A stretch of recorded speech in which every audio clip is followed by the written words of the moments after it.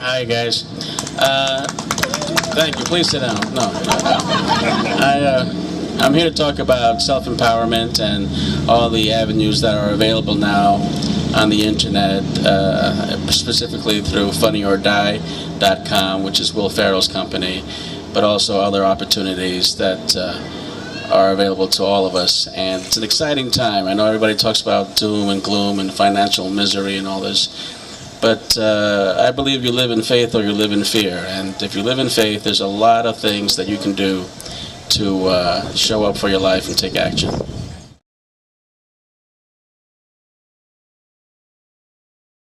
It's a simple question, what is your mission? It's a complicated one too. For myself, it's basically about leaving behind a body of work that I can be proud of, that my daughter can be proud of, and it's also about showing up for my life. It represents the daily challenge of really simplifying things and doing absolutely everything I can to move forward one day at a time. And it used to be difficult for me. It's getting easier, but every day it's a challenge, And my mission is really just to be creative in a world that seems to be becoming more and more corporate, more and more. We see our Congress being bought, we see our media being bought. So I think today the role of the artist has never been more important. And creating is what we have to do. It's our responsibility as artists to counterbalance the commercialism and the corporate mentality that's out there. There is a balance to be found, and as an artist, I'm trying to find it.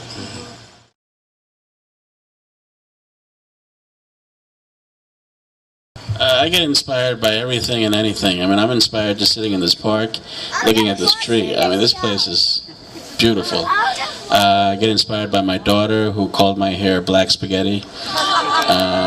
That's great stuff, man. And she is gorgeous. Yeah, I just have to say that. She has my feet. And I get inspired by, like all the great artists, like we live in a great city, you can go see Picasso, and then you can go walk around and see this kind of, environment. And I get inspired by the D train. I was sitting on the D train, and there was a couple with their two kids that just came back from the beach, and they were all literally like the grown-ups were sitting in the seats, and there were two in the strollers, and the kids in the strollers were hanging on to their parents' legs, and they were all like completely passed out, and Dad was like this, and they were all like and they were all like bonded like this, and then they would kind of move every other stop a little and become closer and cling to each other. You know what I'm saying? It's just that's love. That just passed out on the D train with your beach towel, and then the Corona hitting on the, it was just hysterical and beautiful. So all good stuff.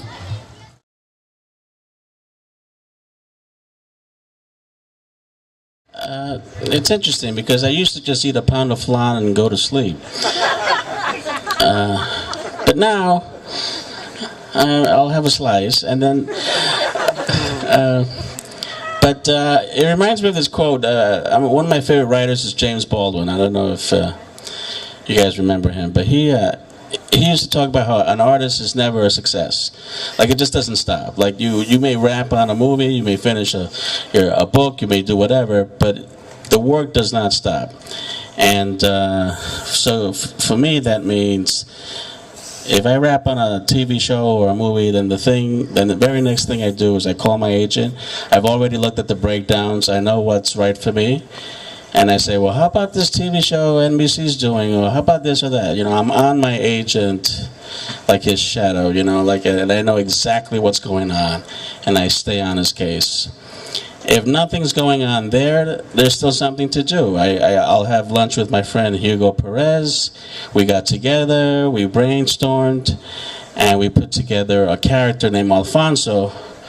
And Alfonso is a guy who's always thinking of the next big idea. That's the idea of this character. And the big idea he had was doing a movie on the life of Sonia Sotomayor. So Hugo and I put our heads together and we put it on Funny or Die. Got like 5,000 hits the first day.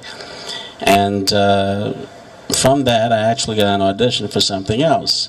So the work just doesn't stop. And if I'm not doing that, I'm at MoMA. I'm checking out Picasso. I get inspiration from that. I get inspiration from looking at. I'm going back to this tree, but I just love this tree. There's a power in this tree. There's a stillness in this tree that is inspiring. Because when you look at the best actors, when you go to a movie, there's a power and a stillness in their work. They trust who they are completely, just like that tree does. And so that inspires me. To me, the work of the artist is just never done,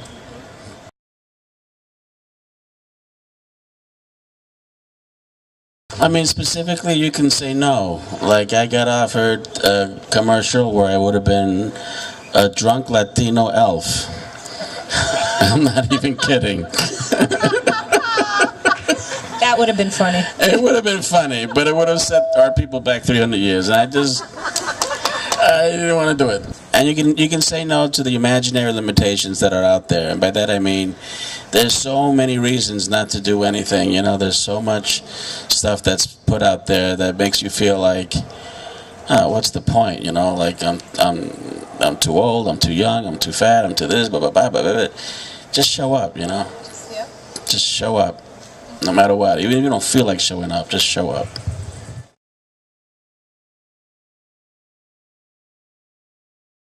I wanted to conclude with some quotes from Montezuma Esparza, who is a producer. He produced Stand and Deliver, Zoot Suit. He's one of the reasons my Pictures has it's the first Latino distributorship. And he said, if you say you will like to do something, it will never happen. Just do it. How you talk, listen, and what you do determines the course of your life. No one will give you anything. No one owes you anything. Latinos are in their own prison, a prison that does not exist. Snap out of it. Be constantly awake and aware of what actually is. Not what I think things should be or hope to be, but play the hand that's right there in front of you. And I would like to add, because I do feel that even if you're not working, there is work to be done. And there's a lot of resources now. Besides Nalip, there's also funnyordie.com, which is offering $30,000 to the short film that they select for their competition. The Screen Actors Guild has a diversity actors file that you can send your headshot to. The Screen Actors Guild Conservatory has free classes. Nowcasting.com, you can put your reel on that, and there's a competition that if your reel wins an award, you can get $10,000. This stuff adds up, and people take it for granted, but if you show up, miracles can happen. And also, Sundance now has a thing called Next, which is for micro, tiny budgets. They want to see what people can come up with when they have next to nothing, and it's really a challenge that you may want to take on, because if you can come up with a spectacular movie for 10, 20, 30,000, hell, $500 people are making movies now. Right, it's right. 25. So just there are resources out there, and I just hope you all take on the challenge.